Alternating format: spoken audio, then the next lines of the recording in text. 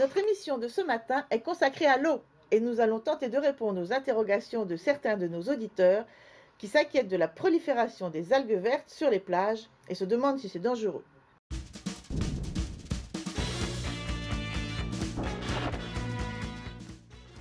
En effet, il est vrai que depuis une bonne trentaine d'années, les algues vertes prolifèrent en Bretagne à cause de l'activité des agriculteurs qui leur apportent l'azote dont elles ont besoin pour se développer.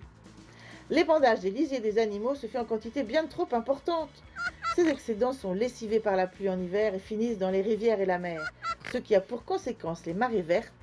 Si les porcheries étaient davantage réparties sur l'Hexagone, au lieu d'être regroupées à 65% sur le territoire breton, ce serait déjà un début de réponse aux problèmes écologiques générés par ces élevages. La solution passe par une agriculture qui respecte l'environnement et les hommes. Effectivement, nul n'est sans savoir que l'eau que nous payons n'est pas l'eau que nous consommons, car nous payons aussi les fuites d'eau, qui ne sont la plupart du temps pas réparées par les entreprises privées, qui se moquent bien de la perte, puisque celle-ci est comptabilisée dans les factures des usagers.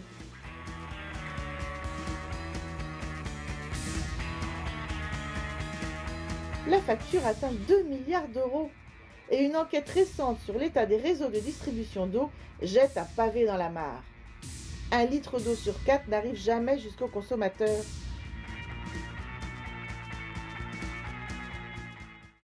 Nous allons à présent terminer notre émission en évoquant le combat mené par Danielle Mitterrand, présidente de la Fondation France Liberté, créatrice des porteurs d'eau, qui s'engagent au quotidien pour que l'eau ne soit plus considérée comme une marchandise, mais comme un bien de l'humanité.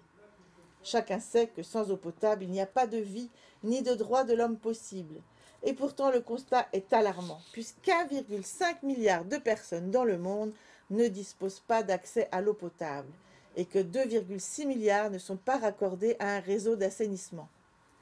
C'est aussi parce que plus de 30 000 personnes meurent par jour en raison de problèmes de santé liés à l'eau que la priorité de la Fondation est de faire de l'accès à l'eau pour tous un droit fondamental et inaliénable pour l'homme. Danielle Mitterrand combat pour inscrire le droit d'accès à l'eau potable dans toutes les constitutions et dans la Déclaration universelle des droits de l'homme, pour que la gestion de la distribution de l'assainissement de l'eau soit des services publics.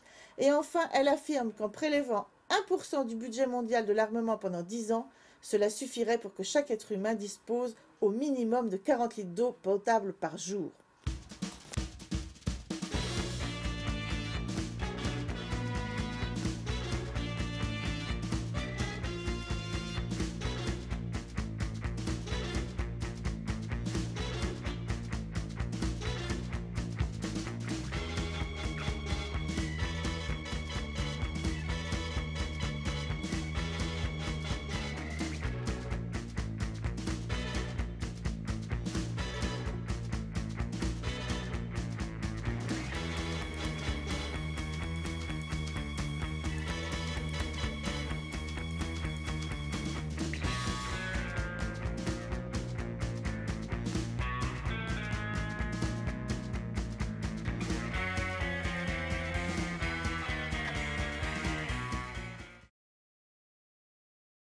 Oh là, on a du pain sur la planche. Faut que j'appelle mes potes pour sauver l'eau.